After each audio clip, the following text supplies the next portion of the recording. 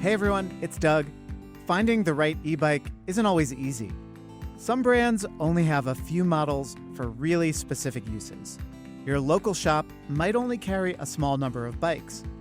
And if you're looking for a used bike from a random seller online, good luck. Even if you do find an e-bike you like, you never know what to expect. That's why I'm a fan of Upway. If you visit upway.co, you will find a huge selection of certified, pre-owned e-bikes, all at discounted prices. I'll let Maxime Renson, the head of Upway US, explain it.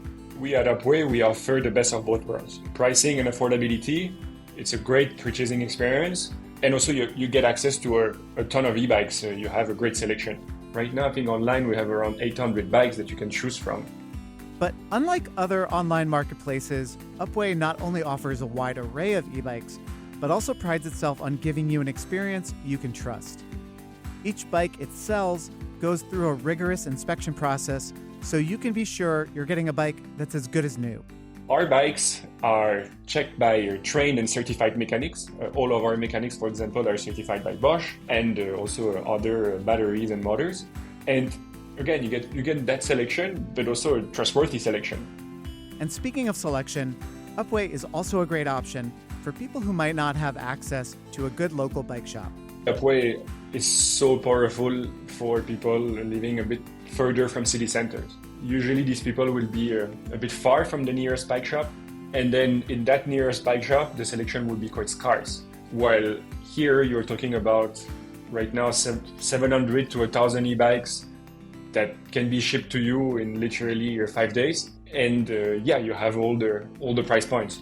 Because Upway has so many bikes in its massive upcenters, you can guarantee that you'll be able to find the right e-bike to fit your needs at a price that fits your budget.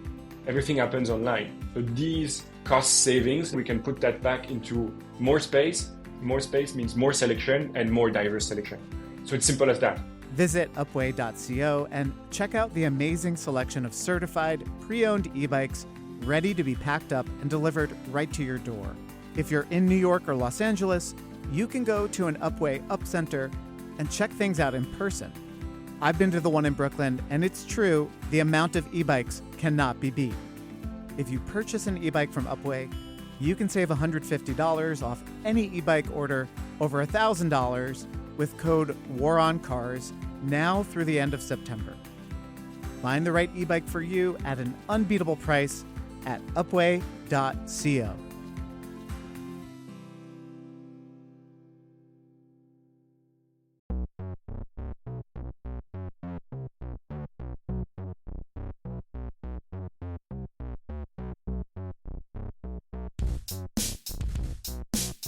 This is The War on Cars. I'm Doug Gordon, and I am here in the studio, as always, with my co-host, Sarah Goodyear. Happy September. Happy September. It's the re-entry. I love it. You can tell it's September in our neighborhood because the traffic is back. That's right. The school drivers are back. It's sad, but there are also a lot of nice kids and parents walking on the street. That it is adorable. Biking, and Yes. It's lovely. I love that. So real quick, we are on Patreon at patreon.com/thewaroncarspod. You can also pre-order our book, which is coming in October. It's called Life After Cars, Freeing Ourselves from the Tyranny of the Automobile. It's available wherever books are sold. And we're also going on tour. That's right. You can go to lifeaftercars.com and find out if we're coming to a city near you, and we are adding new cities all the time. And big news, we just announced our guest for our show in Brooklyn at the Bell House. Oh, yes. Former New York City DOT Commissioner Jeanette Sadiq-Khan. Yes, like a superstar special guest. I'm so excited. Rock star of the Livable Streets movement. Speaking of which, I think we have one here. We do indeed. Brad Lander is the 45th comptroller of the city of New York. He has held that position since 2022. Before that, he was my New York City Council member, and that was a position he held, not just mine, but a lot of people's. Yes. For 12 years. In the city council, he co-founded the Progressive Caucus. He represented, like I said, me and my neighborhood, including the neighborhood we're sitting in here in Brooklyn. A lot of you may know him as a candidate for mayor during the Democratic primary that just wrapped up in June. And Brad really distinguished himself in a very crowded field with his detailed platform, all of his policies, as well as his cross-endorsement of Zohran Mamdani, who eventually won the race. Also, in June, mere days, I think it was a week out from the primary day, Brad was escorting a man out of an asylum hearing down in Lower Manhattan when he was arrested by federal agents. And that became big news, of course. Brad is the highest-ranking Jewish elected official in the city of New York, and it was a really shocking moment on, I guess, our country's road to autocracy. Yeah, I have to say, though, I heard that Brad got arrested. I saw the call to action to go to Foley Square to show support, and I was in Foley Square with hundreds of other people when Brad was released and spoke to the crowd. And I have to say, it was an incredibly moving event and day in general, because there were just so many people there who had just run there out of a sense of urgency. The way that when bad things happen in New York, I feel like New Yorkers are very, very good at springing into action to try to repair and support and make things right. And so then when you came out, it was just really inspiring. And it's a personal thing for me, too, because my grandfather, who is Italian, was arrested under the Alien Enemies Act in 1942 and was processed right there, that same court complex. And then he was taken to a cell on Ellis Island. Wow. And interned for 6 months without access to counsel. So anyway, well, I think we wow. should. I think we should officially welcome Brad Lander to the War on Cars. All right. Well, I am thrilled to be here. Thank you for the invitation. I have wanted to join the War on Cars for quite some time now. You've been a member for a long time. Honored to be doing it. Thank you for the invitation. Thank you for being there that day at Foley Square. I will say that free Brad Lander signs were not something I ever imagined I would see or really want to see again.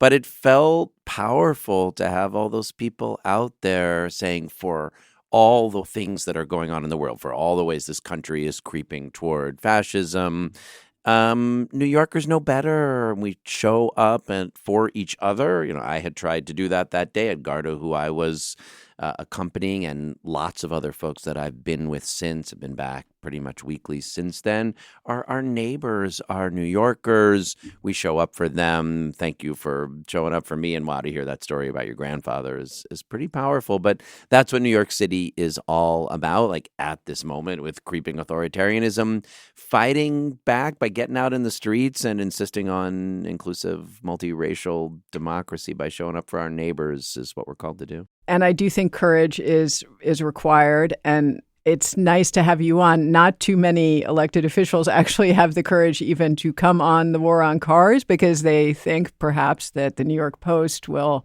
seize on that as evidence of their radical tendencies. They will, so they're not wrong about that. Right. But look, that's what we're hoping will happen, right? But you're here for it, so we really appreciate that. Well, I wonder, Brad, have you reached a new stage of your political career where, I don't want to say you have no F's left to give, but because you care very deeply about the stuff that you're doing, and even though I was recently saying to someone that I don't think a person has lost an election and come out as much of a winner as you did. Because if you didn't already have the respect of so many New Yorkers, which you do, so many people saw something that I know about you, which is your political courage, your ability to stand up for people in different coalitions, your ability to reach across different demographics and say we're all one New York and we do better together. But have you sort of reached a new stage where yeah, I'll go on the War on Cars. I'll do anything now. Absolutely. I mean, I think I would have been willing to come on the War on Cars earlier. But I also think it's fair to say, I'm in my I don't give a fuck phase. All right, you swore on me, but that's fine. Yeah. Well, the fact that Stephen Colbert not just had Zohran and me on earlier that week, but then let me say good fucking riddance to Andrew Cuomo the next night was maybe the one of my favorite media appearances. But taking your question seriously, look, when you do something like run for mayor, you worry a lot. You are thinking, can I control my message? I've got a set of things I want to say. What will the implications of this be? And it's, yes, your head goes to, okay, yes, I of course want more livable streets and fewer traffic crashes and people to be able to have outdoor dining and open streets. But I don't want the car owners to think I'm coming actually, to declare war on them. And you spend a lot of time with your comms team in your head trying to calibrate in all those directions. And it helps a lot after going through all of that to see that what actually people respond to best is when you are able to be just your most honest, clear self, and people could figure out who you are. And the fact for me that I spent millions of dollars trying to get people's attention to a long track record of working to make the city better, a whole bunch of detailed policies, without a whole lot of success at drawing attention to me or to those things. But then down the stretch, when an arrest just doing the simple thing of showing up to accompany immigrant New Yorkers who deserve due process and the rule of law, going after Andrew Cuomo on the debate stage for all the reasons I thought he would be a disaster in ways that showed, being unafraid, but also just being willing to throw and take some punches, and then to do the cross-endorsement and say, implicitly, I see it's not that likely to be me, but I care more about the city and its future. That did put me in a space of saying what's best to be able to do is just go out there and be who you are. Yeah. And that really is both more fun and people respond to it a lot better. The fun part for me, even as someone who knows you but was experiencing this just as a New Yorker, was when you did that cross-endorsement. And this happened before, but the love that you both have for the city, I don't think we've seen a campaign based on this is a great city and it can be better. Eric Adams ran on New York City is a hellhole of crime and only I can fix it. That's Andrew Cuomo's pitch, is like the city is terrible. I don't even live here and I'm telling you that it's terrible. But you guys just had this like buddy cop energy that I really loved, especially in the cross-endorsement video where you were just ordering from what's more New York than ordering from a food cart? I loved it. Thank you. Yeah, we felt it, which was nice. Now, I've said this before, but I really did decide to do the cross-endorsement in a more like ranked choice math sort of way. Don't want Andrew Cuomo to be mayor. Our voters we got to add our voters up to make sure that doesn't happen. And I give credit to the staffer, actually a lifelong resident of Park Slope, somebody born not too far from where we are, young staffer, Arden Dressner-Levy, who put the script together. And when I read that script, I was like, this is perfect. Like, it really does convey that love of New York. And it's sad that our politics is at a point where people are so used to ego-driven, selfish, sour. I thought it was pretty significant that on Election Day, both Andrew Cuomo and Eric Adams went out of their way to let everyone know they were the only ones that they were voting for, right? They weren't going to have 2, 3, 4, or 5. And for us to say, no, there's a vision of this city we love and share that so many New Yorkers do. And of course, you're frustrated with how unaffordable things are or with ways that city government isn't delivering and how it needs to. Absolutely. But what drives here is a love of this place. Well, I was going to say, I think that it can be so hard to build coalitions and to find solidarity. And I guess I wanted to ask you about that because I think we're at a point where it's just incredibly important to figure that out. And who can you be in coalition with? And it's not going to be people that you agree with on every single point. And so how do you approach finding people that you can be in coalition with, build solidarity with? What is that made of? What has to underlie those alliances. Yeah, I'm trying to decide whether to go from the love or go from the things we oppose. I guess I'll start from the love just because it's a nicer place to start, even though, being honest, like, this is a moment. You know, when people say popular front, right, like that's maybe like this classic political, well, now I'm starting from the negative, even though I said I wasn't going to. No, but I actually think it's useful. You know, people, I don't know that everyone knows what popular front refers to, but it refers to anti-fascist coalitions that did include a pretty big range of people on the left. You know, in that case, this was Europe before the war, so broad groups of socialists, of liberals, social democrats, but also liberals and, you know, people more moderate in our context, who recognized that if they were going to block creeping authoritarianism and fascism in their countries, they would need these broader coalitions. You know, in a classic form in France, it brought a Jewish socialist, Leon Blum, to power. And they're not easy coalitions to build, but I do think they need two things. One, that level at this moment of clarity, like we really do have all around the world, not just in Donald Trump, threats to the things we care the most about, to like the rule of law, to democracy, to these core values. But obviously, you also have to be inspired by something in New York City. That's not hard. You know, you mentioned it's the first week of school. And when you're out on the sidewalks watching diverse sets of parents hold their, kids walking in their hands, and that's such an incredible diverse set of people wherever you are, even for as segregated as the city is. The kids walking into neighborhood public schools are often pretty diverse. And here are these public institutions that got started, most of the school buildings in this neighborhood over 100 years old. And yet they're just the platforms for people's hopes and dreams for their kids.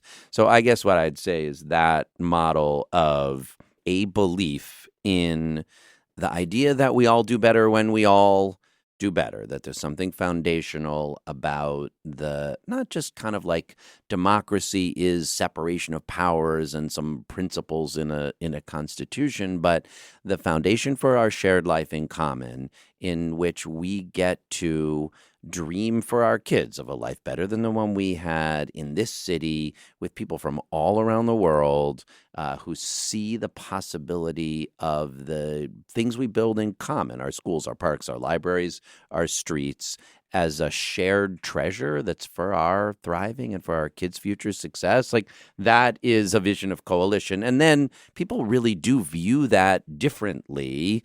We're going to have our factional fights within the Democratic Party, within New York City, within the Livable Streets movement about what's most important now, about where you can and can't compromise. But okay, let's get to it. It felt like such a turn from the last election, because last time out, Catherine Garcia's voters and Maya Wiley's voters, they didn't cross-endorse. And so their voters, many of them left the other person off. And if they had cross-endorsed, one of them probably would have won. We would not have been in this nightmare that we're in with Eric Adams.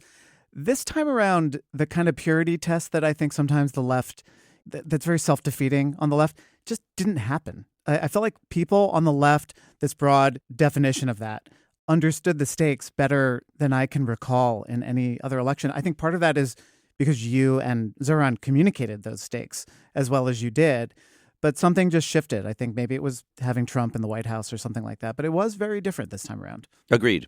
I mean, I said that a lot throughout the campaign. People would ask me about, okay, so what are you going to do differently from last time? Mm-hmm. We've got ranked choice voting, but we had it 4 years ago, and that cross-endorsement didn't happen. And part of what I would say is, look, I'm controller because people who voted either for Catherine Garcia or for Maya Wiley voted for mayor, voted for me for controller 4 years ago. That is a coalition that makes sense to me.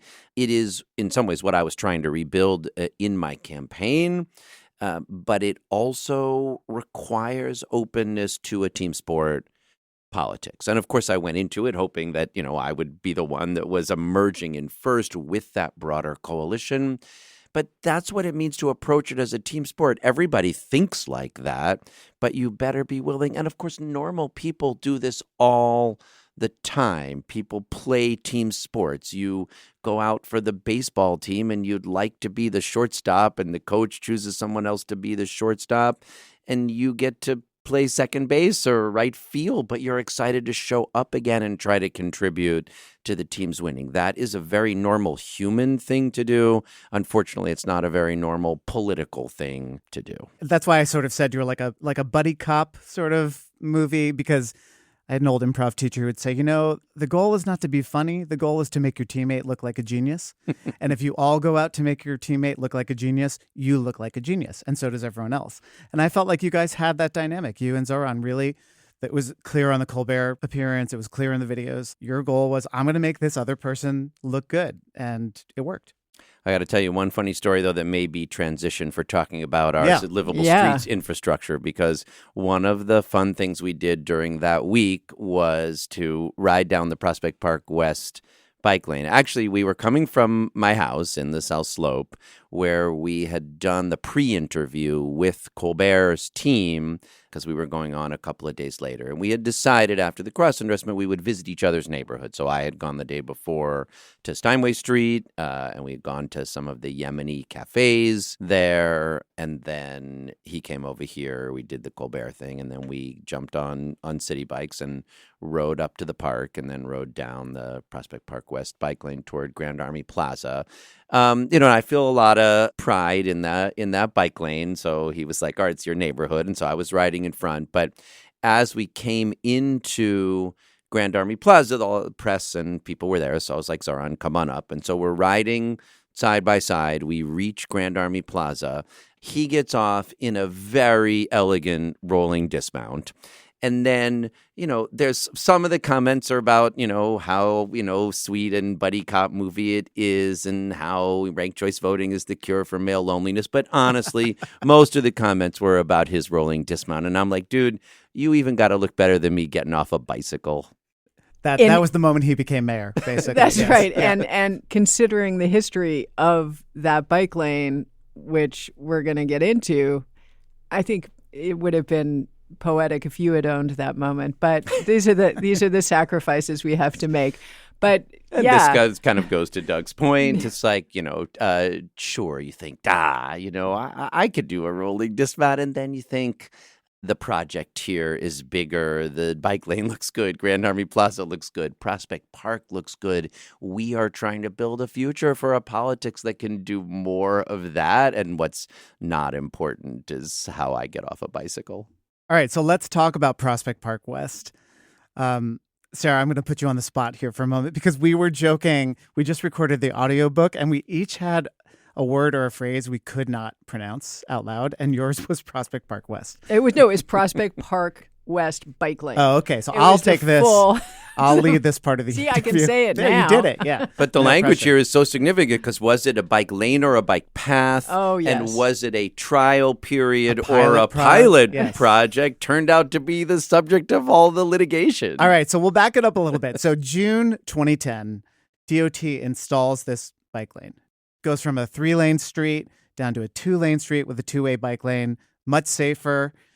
But of course, let's say a loud minority started making trouble about it. And this wasn't your ordinary group of NIMBYs. This was some of the most powerful people in your district. You were then in your first term as city council? Just a few months. I had literally started in January of 2010. Yeah. So, and you're going up against a dean of Brooklyn College, a former deputy mayor under Giuliani, and the former DOT commissioner who happens to be married to Senator Chuck Schumer. This is a lot to take on.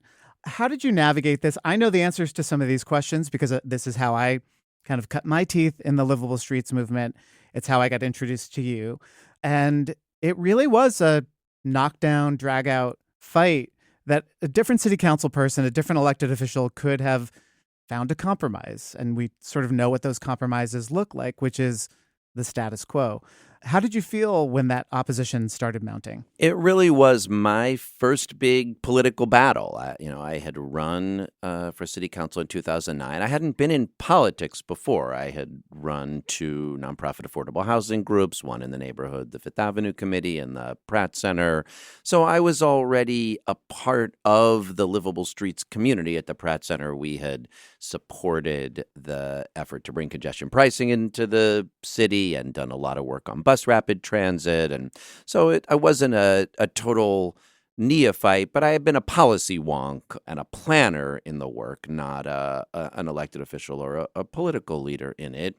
I had been on Community Board 6 when we voted to ask DOT to bring the bike lane and had voted in favor of that resolution. So I knew which side I was on, but I was in no way prepared for the level of backlash. I wasn't surprised that there were opponents, but this wound up just exploding in a way that was surprising to me. And I was like, whoa. We put up a web form, like a survey. And I remember it was like a 13-question survey with 3 open-ended questions about how people felt about it. 3,000 people filled out the survey. Whoa. And, 2,000 in favor, but 1,000 opposed. So on the one hand, it was clear how people felt, which was really useful. And also it was clear there was a very strong, of course, if people lived, maybe not of course, but if people lived on or closer to Prospect Park West, they were more likely to be opposed. And clearly in a certain way to feel more strongly, like oppositional energy like that. It's not that there wasn't a huge amount of support, but there was an anger that it was clear people were going to remember. And so, yeah, I had some thoughts of maybe there's a way to navigate to compromise here. It's kind of where you go if you're an elected official. But I had a few things. First, I had an amazing policy director named Michael Friedman-Schnapp, who already at that point as a pretty young person was a real leader on Livable Streets and really my most important educator on these issues.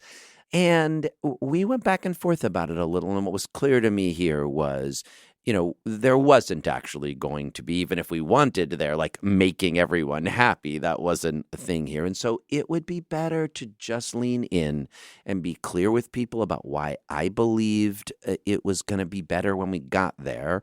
And of course, let's listen. We found a few things to do, like make sure the design of it echoed Prospect Park, a little thing like having aggregate concrete on the islands, matching the aggregate concrete of the Prospect Park West sidewalks. Like, fair enough, let's make it as nice as we can, but let's also just have the courage to say this is going to make the street safer. Fewer people are going to get killed in traffic crashes. It's going to be a lovely place to ride. It's going to enhance the public realm of our neighborhood. And the things people are afraid of are, in this case, mostly change. Change is not always easy, but if we do it boldly and do it together, it'll work out better. And the nice thing for me is that really turned out to be true. I did get a lot of pushback. I took a lot of heat. I was the subject of a deposition in the lawsuit. And at the end of the day, not even at the end of the day, by the middle of the day, it was clear. It was beautiful. It was working. It was safer to ride. People liked it. The momentum was with us. And I think that helped me say, all right, as often as I can, that's the right way to approach a fight. I don't think people who are outside of New York understand how important that fight was, because had that gone down, had you folded, had DOT folded, I think the New York City that we know today wouldn't exist in the same way. It might have happened in fits and starts, but that really was a sort of crucible of the moment. Agreed. You mentioned Jeanette Sadiq Khan coming to the Brooklyn book tour line here, and I urge people to go and to read her book Street Fight as well as Life After Cars. She had taken the helm and was doing a whole set of really important things, the Times Square redesign, moving towards City Bike. But this was the first place that she encountered as part of that Livable Streets work where there was huge and well-organized political pushback. And it is easy to imagine a world where the mayor or what had sided with the opponents against her. That lane had been stripped out, as we're still all these years later seeing that bike lanes can be stripped out when a mayor sides with a different political constituency. Whatever, maybe she would have quit. Who knows exactly how it would have gone. But the work that got done with the momentum that came at that moment is really critical still right now to people's confidence in the city we can have if we keep pushing forward. Yeah, I mean, you mentioned City Bike, which was one of the things that was coming into being at that time. You know, City Bike now, it's just so much a part of the landscape of New York. People use it as a really helpful part of our public transportation system. Tourists love it. It just makes pieces fit together in a whole new way. But that was another thing that in 2016, when the system was expanding into your district, that there were also complaints about stations eliminating parking, and you managed to thread the needle on this one too. I mean, Streets blog called your statement a pitch perfect statement on bike share, and talking about the impact on parking, and you know, it wasn't going to be a catastrophe that we couldn't recover from. Now, of course, there are city bike stations everywhere, and they are very, very well used, and people just accept it. But I guess my question for you is, at that first fight, you were at the beginning of your term.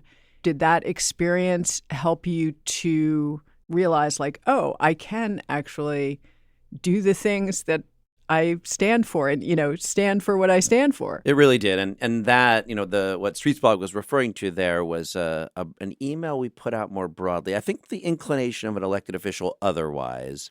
So when something like that happens, City Bike's coming to your neighborhood, you know, some people are going to want it and like it. But then in each place where the station is coming and is going to take a couple of parking places, people on that block are going to reach out to your office and say, do you know how hard it is for me to find parking? I'm never going to be able to find parking again. I'm going to blame you every time. I'll be circling around cursing you. And the impulse, you know, you got some poor, it's not the elected official who's usually on the phone for that. You got some young staffer.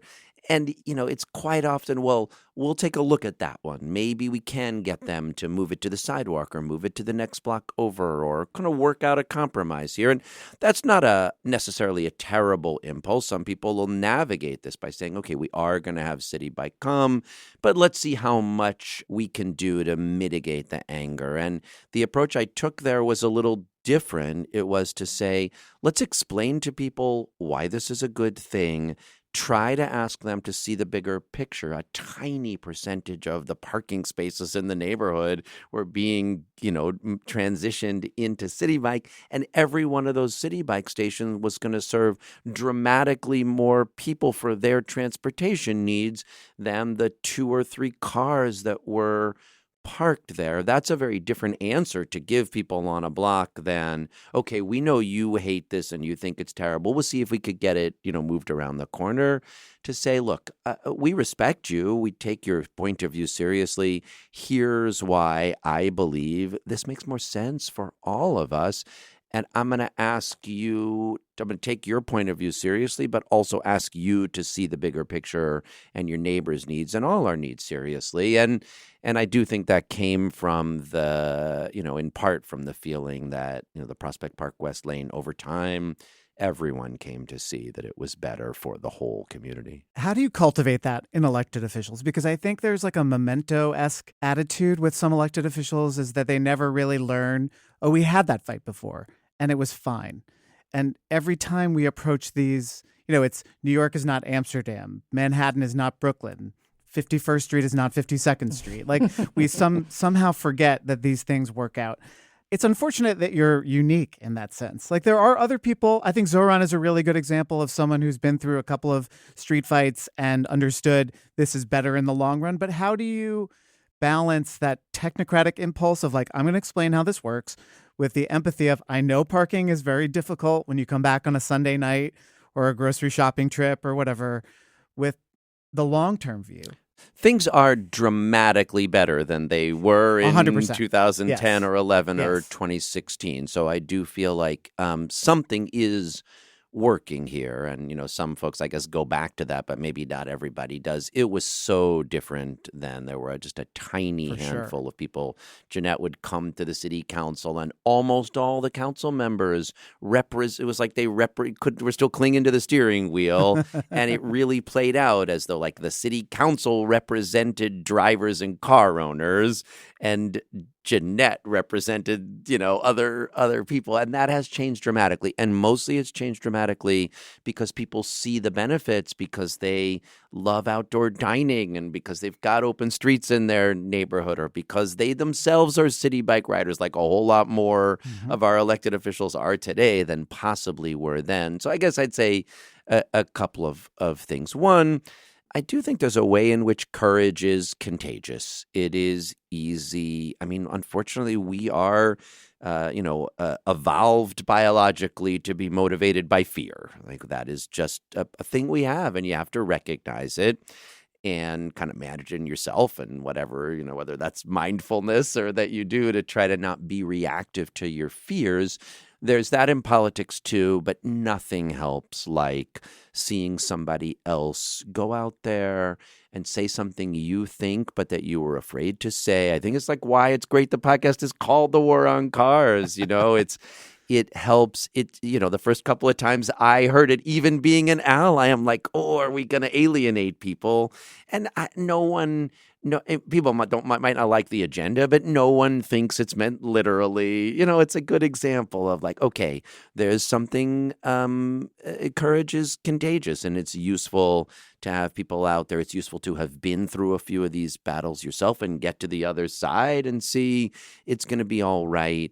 Better than all right, we're going to have some solidarity from having worked together with people. And then we're going to feel really proud of that thing we won. And then when you're in that plaza or riding that bike lane or on that open street, you get both. This is awesome. Like all these New Yorkers out here, and it was our courage that made it happen. And you're seeing a lot of that amongst young elected officials these days. Well, I was going to say your successor, Shahana Hanif, has been an incredible partner on so many awesome bike lane. I wouldn't even call them fights anymore. Just a sort of, it's almost like the bike lanes now are the default, and now we're just arguing over the particulars of the design and where, depending on the elected official. But still credit to her, like extending. We did the first little bit of Kensington Plaza, and but still closing the piece of East 2nd Street that they had to close to expand. It took a lot of courage, got a lot of blowback. So and now she gets to have that same feeling in the neighborhood where she grew up of doing something that took courage, that now both people love. It's clearly right in hindsight, and that feels good because you risked something for it. We'll be right back and hear more from Brad after this break. The seasons are changing and the weather is getting unpredictable. You can always be ready with a Cleverhood Rover 2.0 rain cape, which will keep you dry on foot or on bike through all the changes. Check out their wild new limited edition Stormy print. It's a colorful pattern based on NOAA Doppler radar data. The vivid, eye-catching pattern keeps you more visible in a car-centric world, even on the grayest and rainiest day. For 15% off everything in the Cleverhood store, head to cleverhood.com/waroncars and enter code LIVABLECITY. That's cleverhood.com/waroncars, code LIVABLECITY. So, Brad, you have a reputation of being a technocrat with, I don't know, a good empathetic side as well. Like not just by the numbers, but like I think the city bike example is a really good example of how you use, like, here are the numbers, here's the percentage on parking. And yes, I understand that it kind of stinks if you're looking for a parking space on your block. But let's talk about something that was much more on the technocratic side. That's the Reckless Driver Accountability Act. For years, people were saying, we have these tools to identify the worst of the worst when it comes to speeding drivers, reckless drivers. Why isn't the city doing anything to, at the very least, reach out to these people and say, hey, we know you're driving in a way that could endanger other people. Wonder if you could explain the process that led to that. It didn't get implemented the way that you originally envisioned it, but we could talk about how that came to be. Like so many of these, unfortunately, it did start, the real political energy started from tragedy, not from technocracy, and we were talking about Prospect Park West, but the move to, reduce the speed limit comes from the death of Sammy Cohen Eckstein, and the extraordinary courage and generosity of Families for Safe Streets to turn their pain into something that saves the lives of other people's children. I mean, it's just, it continues to be extraordinary to me that set of folks can go through the worst possible thing imaginable. And that is part of what happened here. My office when I was in the city council was on Fifth Avenue between 9th and 10th Street. We were in the office the day this hideously reckless driver who should not have been on the streets went through a red light and killed 1 and 4-year-old Abigail Blumenstein and Josh Liu. And we're all wrecked by it. And there was a change 9th Street solution that we did work hard to fight for that led to the protected bike lanes on 9th Street. But it was also clear that was a driver who should not have been out on the road, and something had to change. So the energy that propelled it was that Families for Safe Streets, you must learn from those tragedies. But then we did get deep down into the weeds because, okay, how do you know who the reckless drivers are and what is the data and how much is it running through speed cameras and how much is it running through red lights? And could you use insurance data? Our friend Aaron Nappersteg said, let's talk to the insurance companies and what else could we use? So we did a whole set of data analysis to try to say, okay, what do we know about who are most reckless? What is predictive? Can we show that there's a correlation between these things and dangerous crashes? Then we had some okay, we think we can identify them. The speed cameras and the red light cameras actually now that we didn't have before and that people had fight a big political battle to get in place tell us who the most reckless drivers are. But then the lawyers were like, well, cameras get the cars and not the drivers. And so you don't have a framework and the state controls licensing. But we had Steve Vaccaro and Adam White to say, actually, you could use nuisance law and say the vehicles themselves are, it's true that people are driving them, but those people are, the owners of those vehicles are letting them be used like weapons aimed at their neighbors. And whether they're driving them or their kids are driving them or someone they lent a car driving them, you can regulate the harm causer, the nuisance, the car. And so that took a lot of work, but the combination of that legal in the weedsness with that data produced this Reckless Driver Accountability Act that then, yes, unfortunately, the pandemic hit. It did not get stood up at first by the de Blasio administration as robustly as we wanted. The Adams administration never really cared about it. And so it was never implemented with fidelity, but it still can, should, and I hope will be, because we do know that if you take an escalating approach, the first times you start to show recklessness, you get an educational opportunity, but with escalation, and if you can't stop using your car like a weapon aimed at your neighbor, then you can't operate it. And whether that's because it'll be booted and towed, or whether that's because your license will be suspended, or some combination of those things, we can save more lives with that approach. The cool thing about it, I think also, was that there was a restorative justice component to it. Too often in the livable streets movement, people get accused of you just want to punish people. That we know that fines disproportionately affect low income people. Rich people can afford that $50 ticket. It's almost like permission to speed. But your vision of the Reckless Driver Accountability Act involved taking a safe driving course, which the imposition there is time, which really felt okay, that's, again, to Sarah's point of threading the needle of okay, we're going to do this. We're going to do this in a way that isn't going to cause undue harm for people who can least afford it. But we're going to do something about that weapon, the car. And this is a place where people get it because they've been there.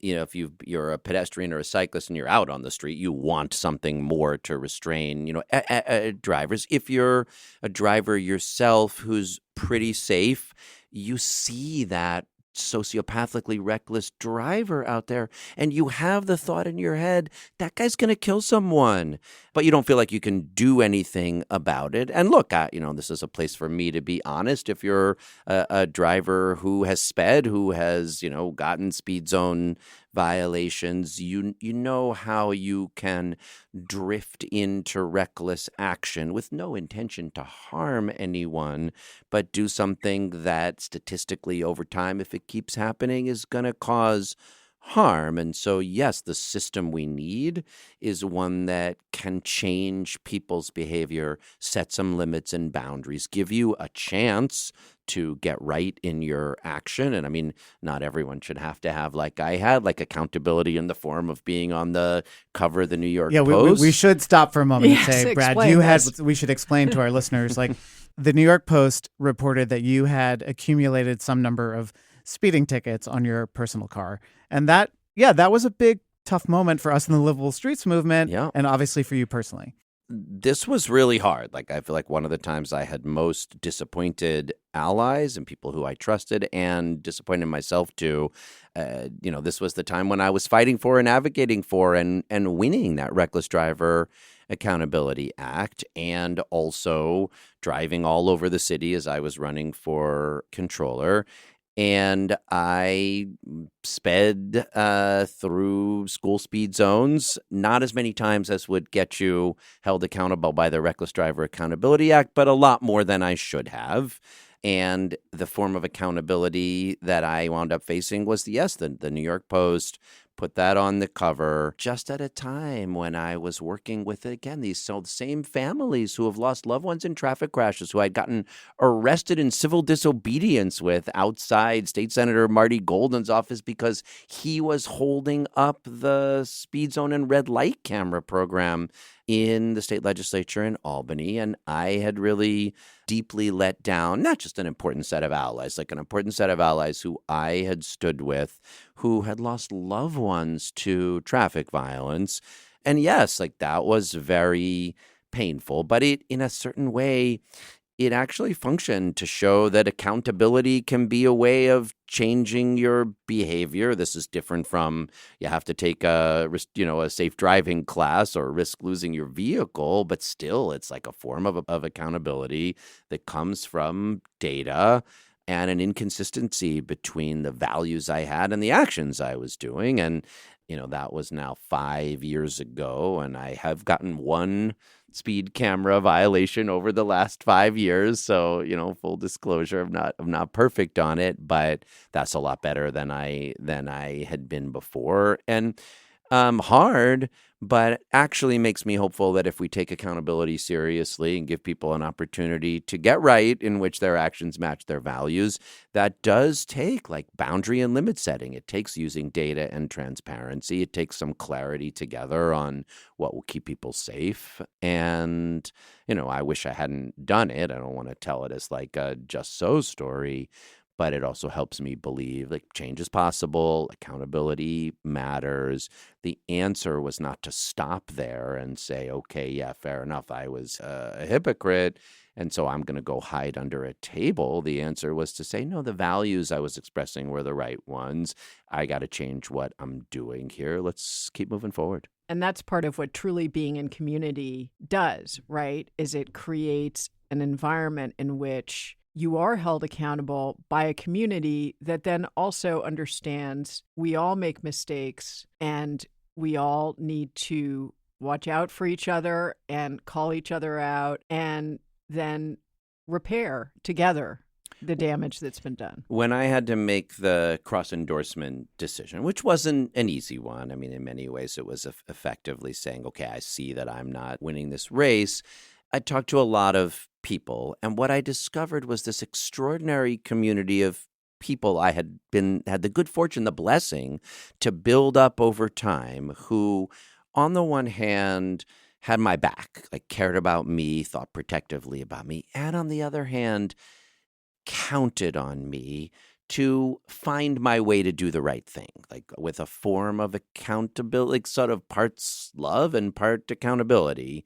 And yes, like that's what solidarity actually is. And it's not easy. It's not saccharine. It's not sadly as nice as just can't we all have, candy canes and rainbows. It's like there are going to be hard things in your life, whoever you are, whatever advocacy you're doing, whatever role you have to play.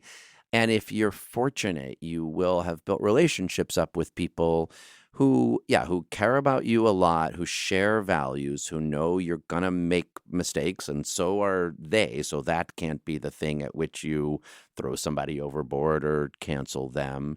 And instead who say, let's keep oriented to what the right thing to do is here, and who believe in each other enough to keep pushing for that. And I found that to be just an amazing blessing at that moment when I most needed it to help me get on the right path.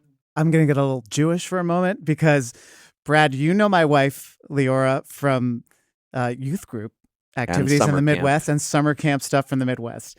And I think she would, if I'm channeling her, the Jewish concept of tshuva, of repair. I do remember when the tickets happened, you called people and apologized to them directly, including me, for letting us down. And that was such a gracious moment.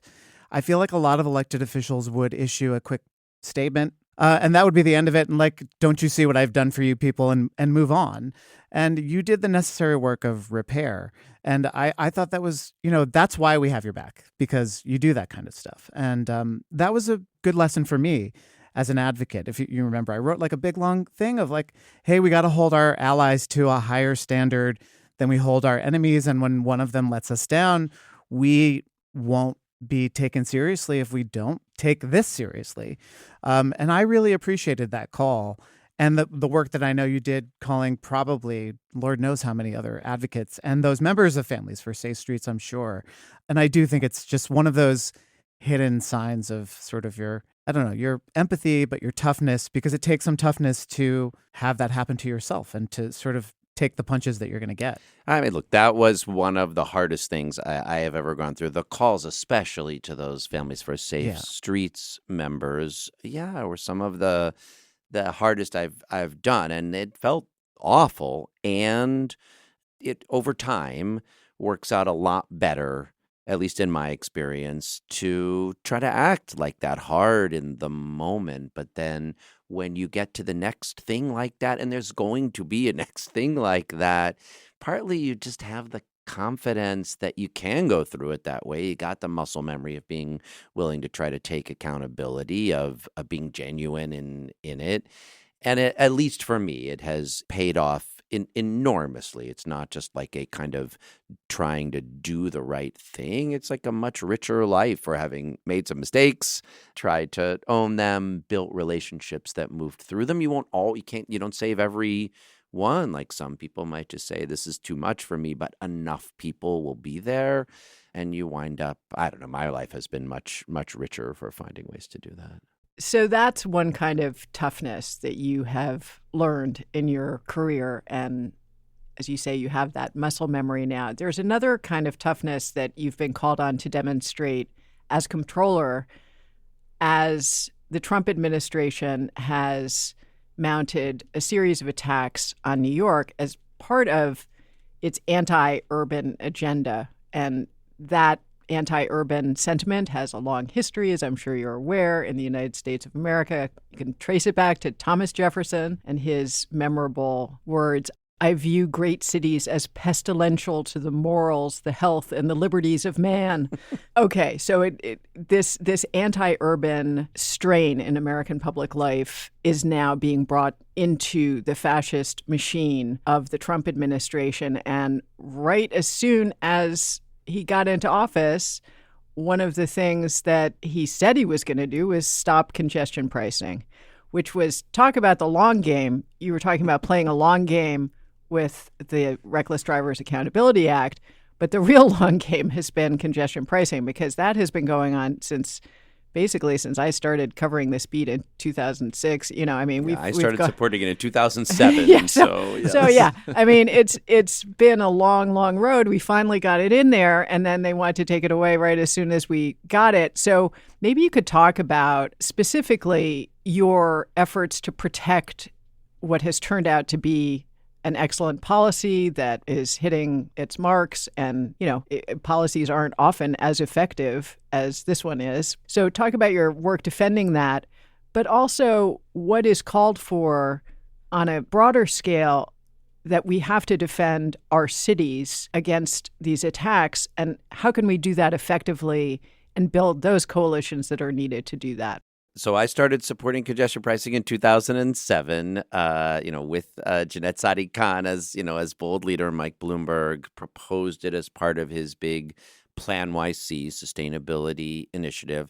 I wasn't familiar with it before that, and that was another time when this was something bold that was proposed, and a few people got out, and a lot of people were like, "Oh, that's weird. There's going to be opposition."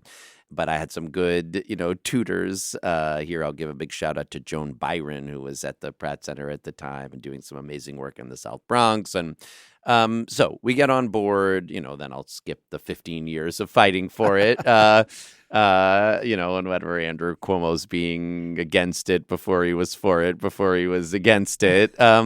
And, of course, it was tied to the summer of hell on the subways, which you got to kind of roll yourself back to. But there was that summer of just real catastrophe on the subways, which did come in part because Cuomo and other leaders had starved the MTA of the resources it needed, and it was mired in debt. And that was finally part of pushing it over the finish line. But even then, when they pushed it over the finish line, they dragged its implementation out. It was always going to take a little while because it needed federal approval and pretty complicated, but still it was years added to it for politics as well.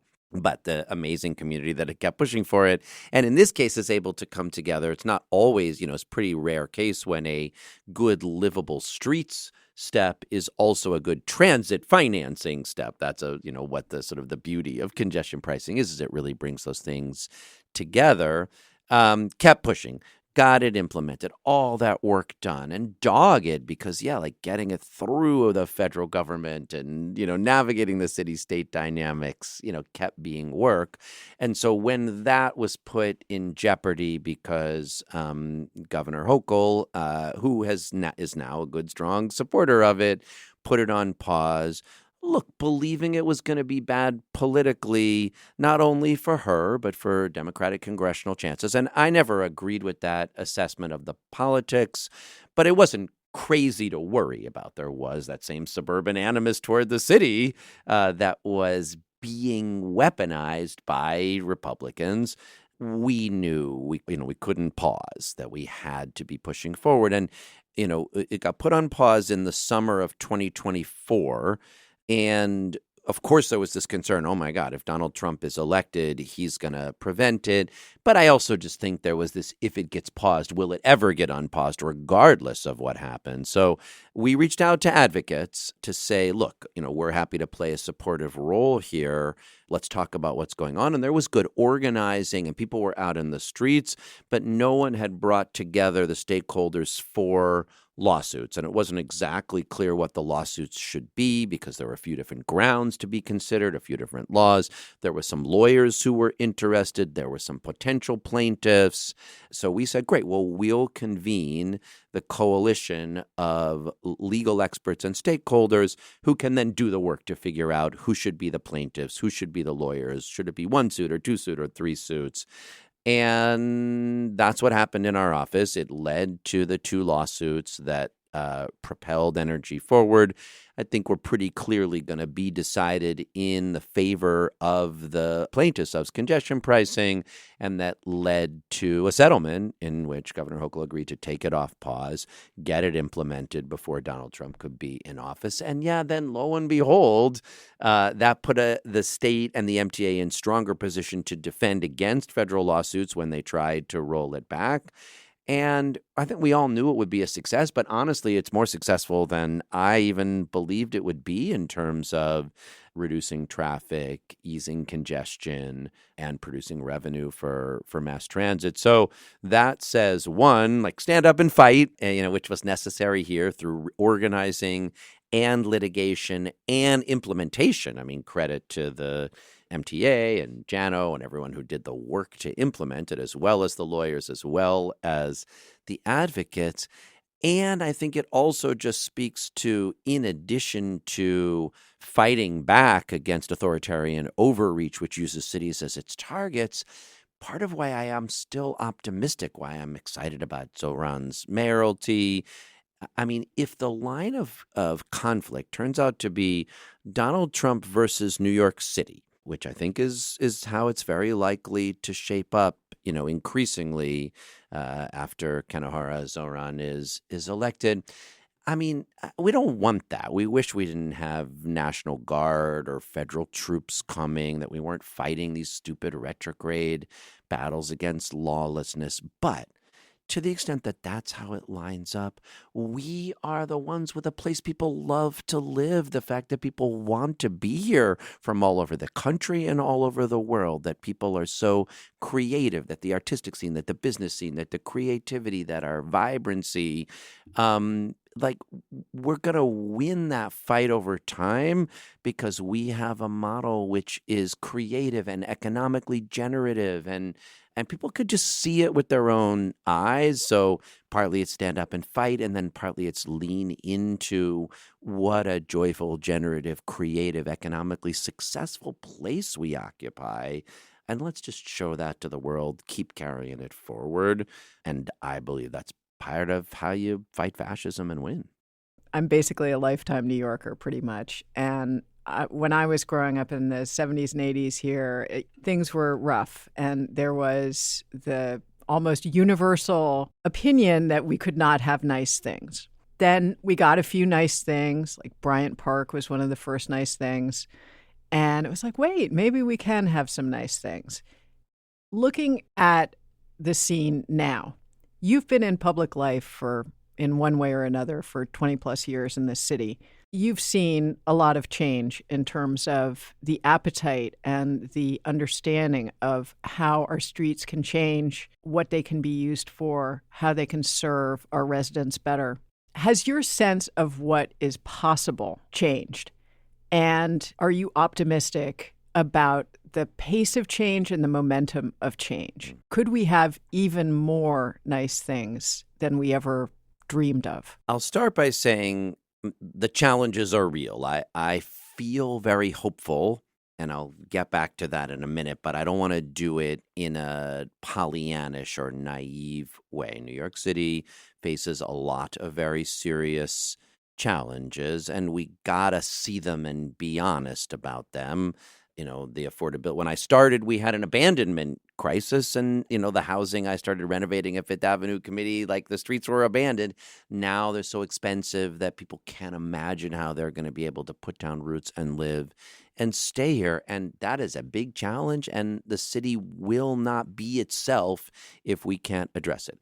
There is so little trust in government to deliver and to build broader community and solidarity, and that keeps getting eroded by partisan political polarization, but also when you have corrupt government like Eric Adams. And so that, and putting that back together and fixing it is hard work, and you got this debate between the abundists and the populists, but everyone's got to figure out, all right, how do we make government work better to deliver?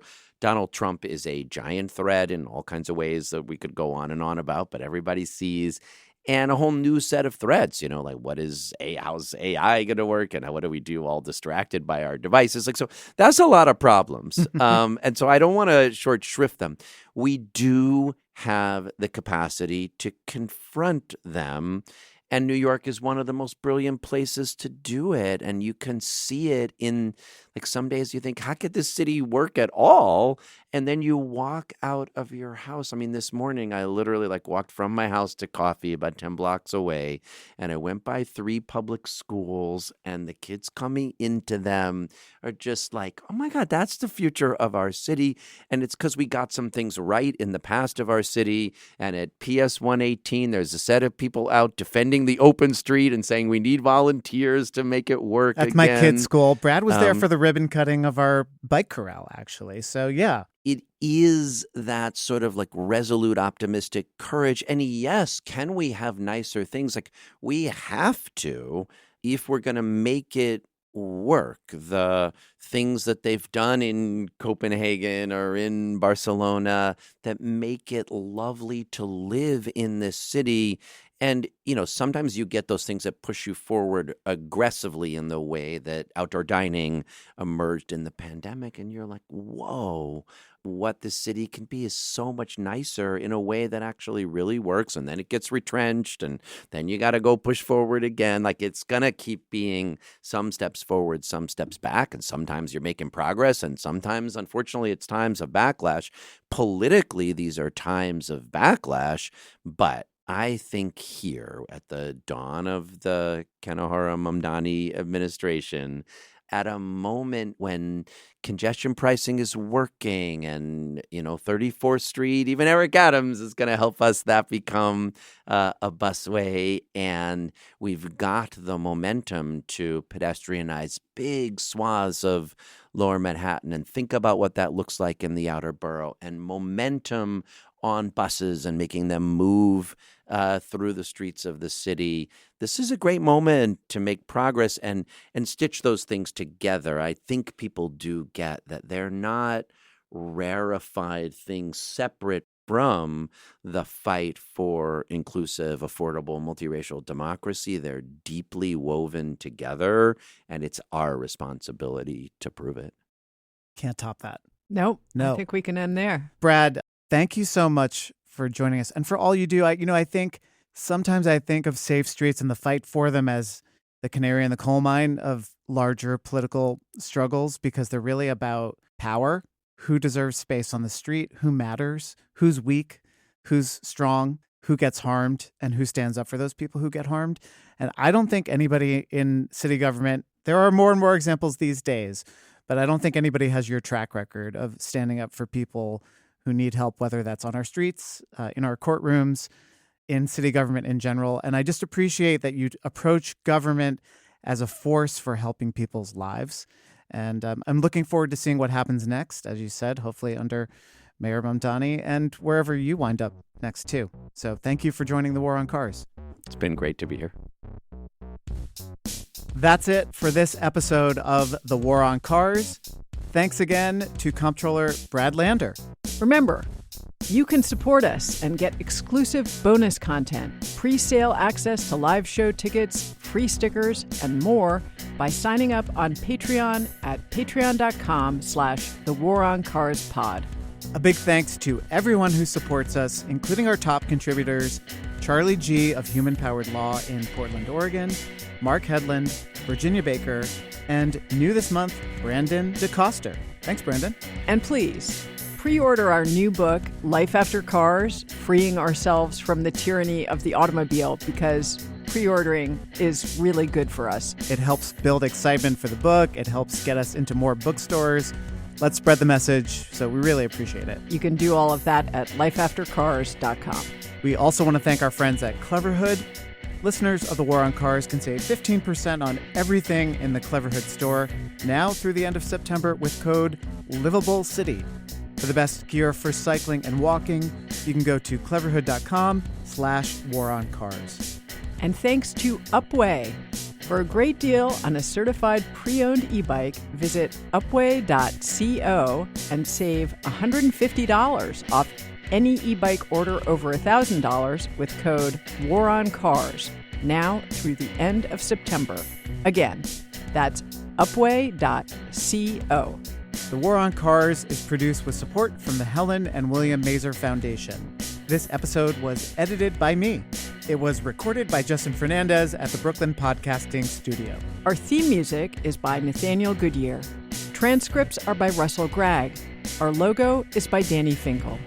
I'm Sarah Goodyear. I'm Doug Gordon, and this is The War on Cars.